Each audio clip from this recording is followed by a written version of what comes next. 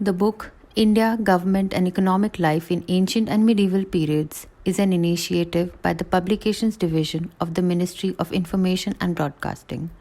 It presents an objective and authentic description of the Indian polity and the general socio-economic conditions prevailing in ancient and medieval times.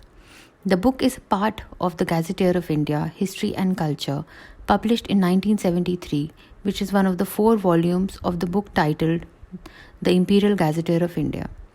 The volumes of the book are revised and adapted versions of Sir William Hunter's famous book, The Indian Empire, published in 1881.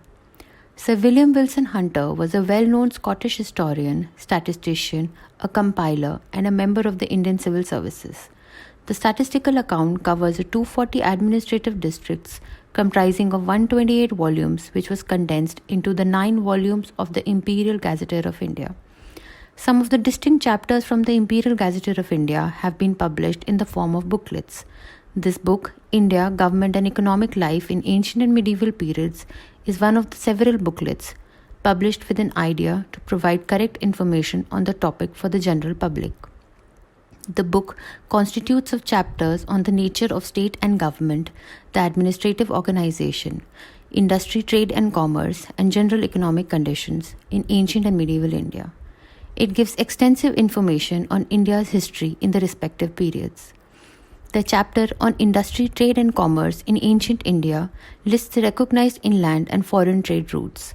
The chapter states that an examination of the various stories and metals used in the Harappan culture sites indicated that trade and commerce was the mainstay of the economy of the civilization.